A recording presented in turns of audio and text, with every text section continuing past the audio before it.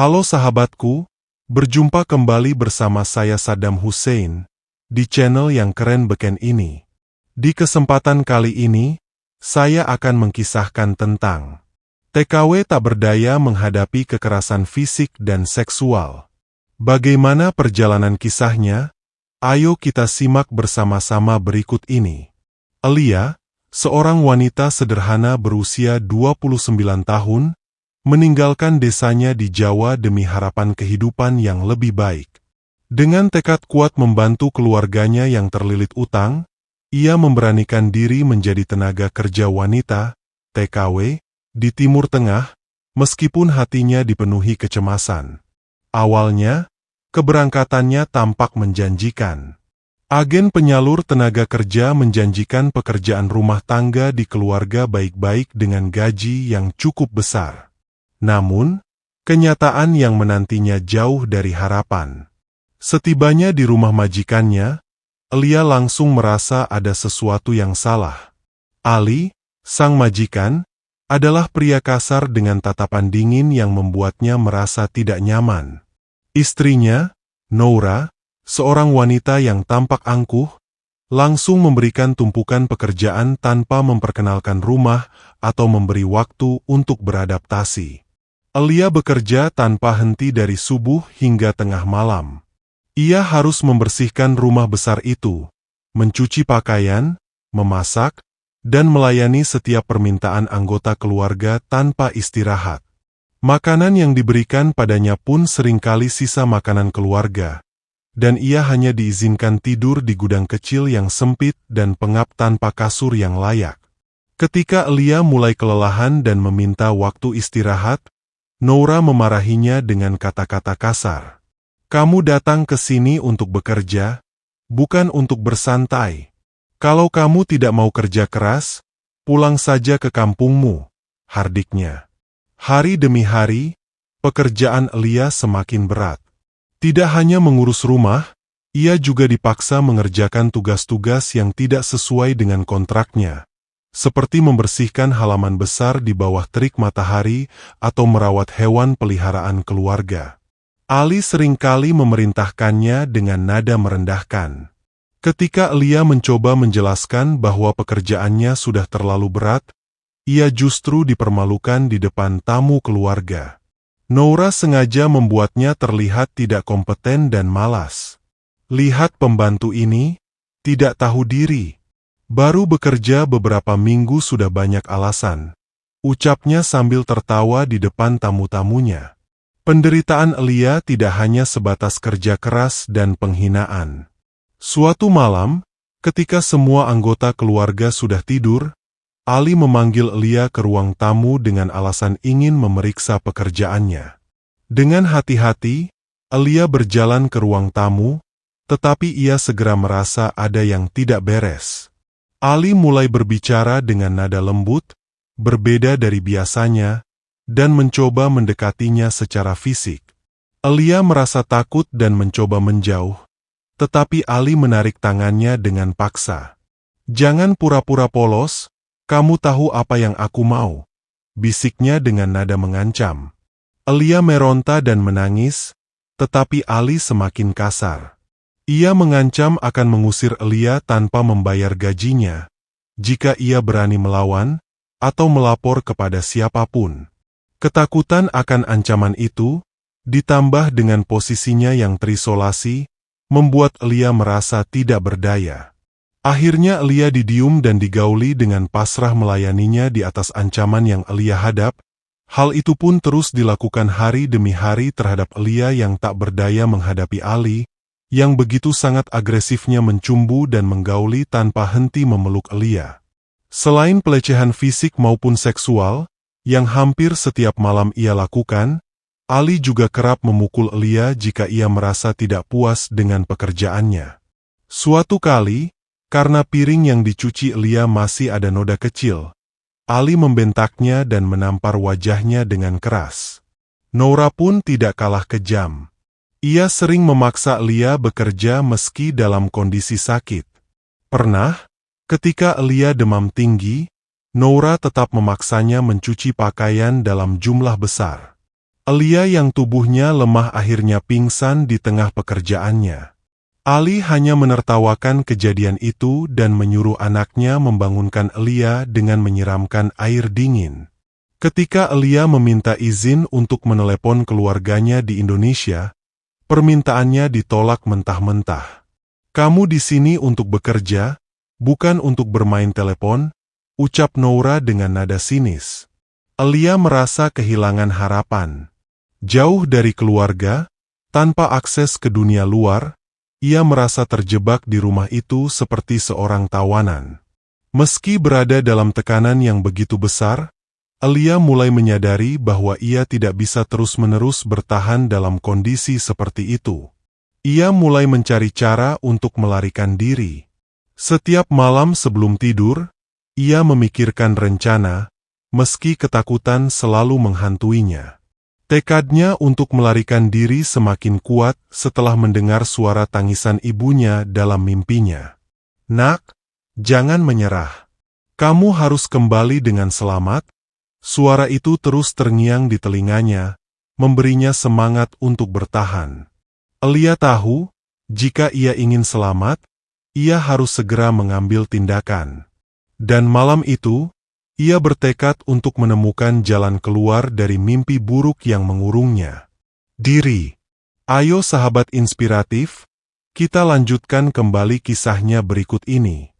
Elia, yang sebelumnya hanya mengenal kehidupan sederhana di desanya, kini harus menghadapi kengerian yang terus-menerus. Setelah mengalami pelecehan dan kekerasan dari majikannya, Ali, ia merasa tak ada jalan keluar. Namun, satu hal tetap hidup dalam dirinya, keinginan untuk bertahan. Setiap malam, Elia memikirkan cara untuk melarikan diri dari rumah itu.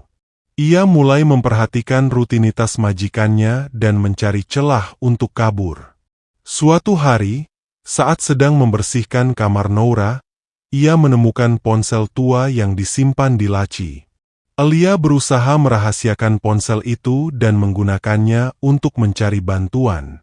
Dengan sedikit pengetahuan tentang bahasa setempat, Elia memberanikan diri menelepon nomor darurat yang ia temukan di buku panduan di rumah itu. Namun, panggilannya tidak membuahkan hasil. Operator di ujung telepon hanya merespons singkat, dan panggilan itu terputus sebelum ia bisa menjelaskan situasinya. Elia tak menyerah. Ia mulai bertanya kepada tetangga rumah yang kebetulan datang berkunjung. Dengan hati-hati, ia berbicara kepada seorang perempuan muda yang sering datang ke rumah itu. Perempuan itu, Fatima, adalah sepupu jauh Noura. Fatima mulai curiga dengan sikap gugup Elia dan memutuskan mendengarkan ceritanya. Mendengar kisah Elia, Fatima terkejut dan marah atas perilaku Ali. Namun, ia tahu bahwa menentang keluarga sendiri di masyarakatnya bukan hal yang mudah. Fatima memberi Elia uang dan berjanji akan membantunya melarikan diri suatu malam. Ketika Noura dan Ali pergi menghadiri acara keluarga, Fatima datang diam-diam ke rumah. Ia membantu Elia keluar dari pintu belakang dan memberinya petunjuk untuk mencapai kantor polisi terdekat.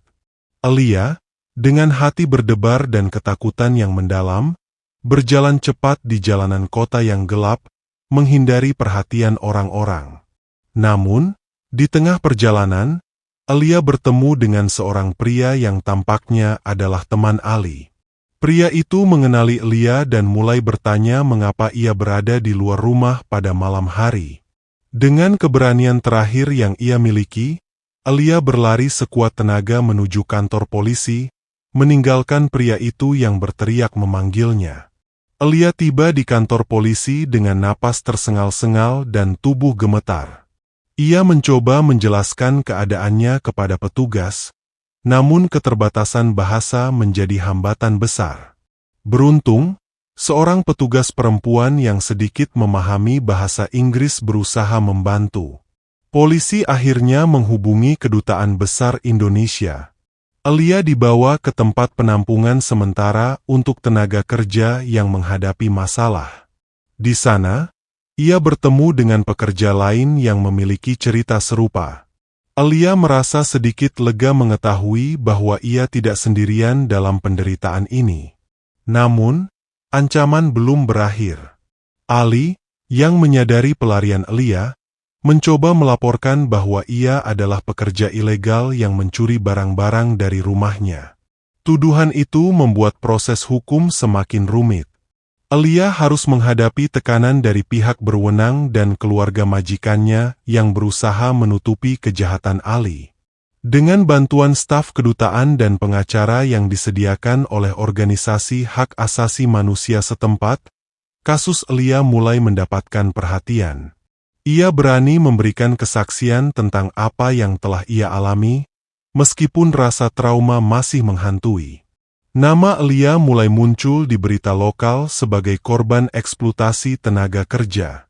Dukungan mulai datang dari berbagai pihak, termasuk komunitas pekerja migran di negara itu.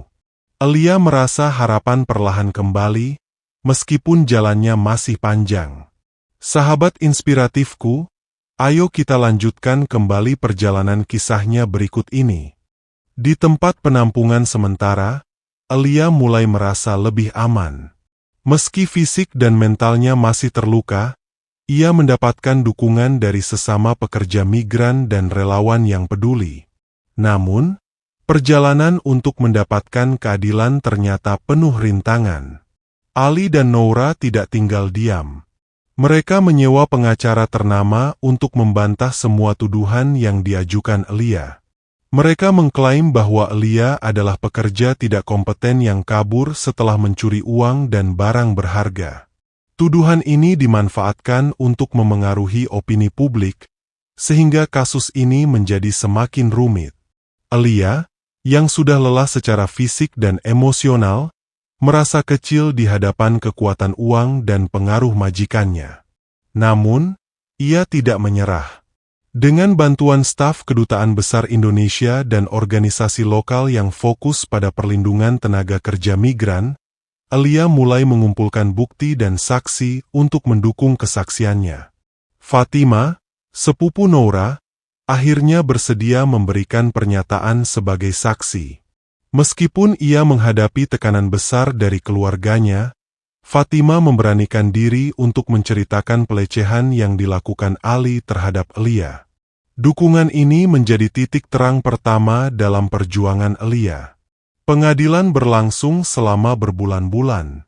Di ruang sidang, Alia harus menghadapi tatapan tajam dari Ali dan Noura.